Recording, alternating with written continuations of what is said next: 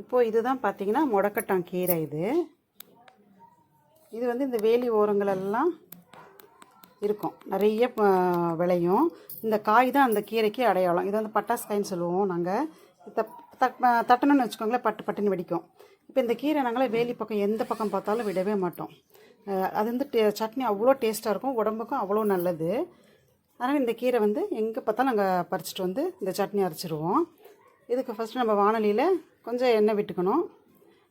நல்லெண்ணெய் தான் சேர்த்துக்கிட்டு பாருங்கள், வரக்கொத்தமல்லி 3 டீஸ்பூன், உளுத்தம்பருப்பு 3 டீஸ்பூன், சீரகம் 2 டீஸ்பூன், மிளகாய் வந்து ஒரு 7-8 எடுத்துக்கலாம். இந்த சட்னிக்கு வந்து காரம் நிறைய இருந்தால் தான் நல்லாயிருக்கும்.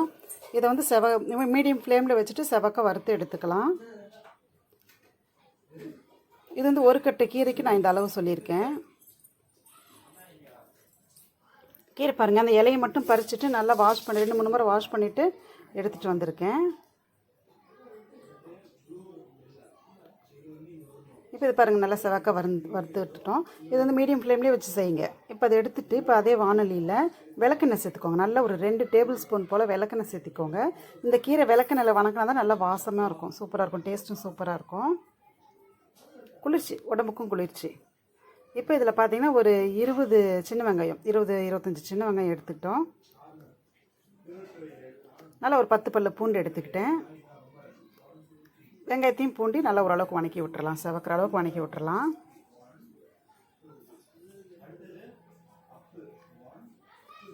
அது 2 செவந்ததும் இப்போ நம்ம இந்த கீரையை சேர்த்துக்கலாம்.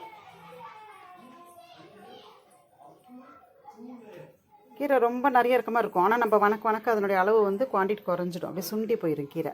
நல்லா வணக்கணும் கீரை, நல்லா இந்த விளக்கெண்ணிலே வேகிற அளவுக்கு சூப்பராக வணக்கிடணும். ஏன்னா நம்ம அரைச்சிட்டு இதை பெருசாக நம்ம வேக வைக்க போகிறது இல்லையா, அதனால் நல்லா வணக்கணும். இந்த கீரை வந்து இந்த முடக்கட்டான் வந்து மூட்டு வலிக்கு ரொம்ப நல்லது, எலும்புகளுக்கெல்லாம் அவ்வளோ ஸ்ட்ரென்த்து கொடுக்கக்கூடியது. இது வந்து நிறைய அட்வான்டேஜஸ் இருக்குது, இந்த கீரை நிறைய பலன்கள் இருக்குது.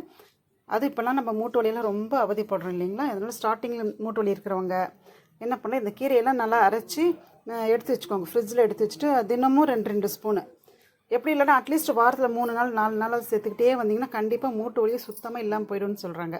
இப்போ அதுக்காக தான் நானே இப்போ இந்த கீரை ரெடி பண்ணிகிட்ருக்கேன். இந்த சட்னி நல்லாவே வணக்கி விட்ருங்க, நல்லா சூப்பராக வணங்கட்டும். வணக்கணுன்னு அதில் சேர்த்துட்டு அரைச்சிட்டு வந்துடலாம். கொஞ்சம் புளி, இந்த காரம், உப்பு, புளிப்பு, இது 3 தான் இந்த சட்னிக்கு டேஸ்ட்டு கொடுக்கறதே. காரம், உப்பு, புளிப்பு நல்லா இருக்கணும், சுருக்குன்றது தான் சூப்பராக இருக்கும் சட்னி. இப்போ பாருங்கள், நல்லா நைஸாக அரைச்சிட்டு வந்துட்டோம். இப்போ நல்லெண்ணெய் சேர்த்திக்கலாம். நல்ல ஒரு 2 டேபிள் ஸ்பூன் போல் நல்லெண்ணெய் சேர்த்திக்கலாம்.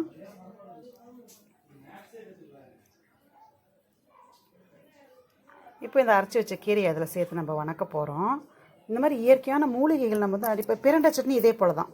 இதே போல் பிரண்டையை சுத்தம் பண்ணி கீரைக்கு பதிலாக அப்படியே பிரண்டை, மற்றபடி இன்க்ரீடியன்ஸ் எல்லாமே இதே தான். கீரைக்கு பதிலாக பிரண்டையை போட போகிறோம். ஆல்ரெடி நான் வந்து பிரண்டை சட்னி ஷார்ட்ஸ் போட்டிருக்கேன், அந்த லிங்க் வேணால் நான் டிஸ்கிரிப்ஷன் பாக்ஸில் கொடுக்குறேன், பார்த்துக்கோங்க. அந்த மூலிகைகள்லாம் நம்ம அடிக்கடி சேர்த்துக்கிட்டு வரணும். நம்ம முன்னோர்கள் சொல்லிக் கொடுத்த மூலிகைகள்லாம் உடம்புக்கு எவ்வளவோ வகையில் நமக்கு நன்மை செய்யுது. ஆனால் நம்ம ருசிக்காக மட்டுமே சாப்பிட்டு வாழ்ந்துட்டுருக்கோம். பாருங்கள், நல்லா சட்னி அந்த எண்ணெய் பிரியிற அளவுக்கு வணக்கிக்கோங்க. சாப்பாடு நல்லா சூடு சாப்பாடுங்க, நல்லா சுட சாப்பாட்டில் போட்டு பிசைஞ்சு நெய்யோ நல்லெண்ணெயோ ஊற்றி பிசைஞ்சு சாப்பிட்டிங்கன்னா செம்மையாக இருக்கும், சூப்பர் டேஸ்ட்டாக இருக்கும். கண்டிப்பாக உடம்புக்கும் நல்லது, ருசிக்கு ருசியும் ஆச்சு. இது வந்து கண்டிப்பாக நீங்கள் வாரத்தில் ஒரு 3 நாள் நீங்கள் அரைச்சி ஃப்ரிட்ஜில் நிறைய அரைச்சி ஸ்டோர் பண்ணி வச்சுக்கோங்க. வச்சுட்டு வாரம் 3 நாள் சாப்பிடுங்க, கண்டிப்பாக மூட்டு வலி அத்து போயிடும். இந்த வீடியோ பிடிச்சிருந்தால் லைக் பண்ணுங்கள், ஷேர் பண்ணுங்கள், சப்ஸ்கிரைப் பண்ணுங்கள்.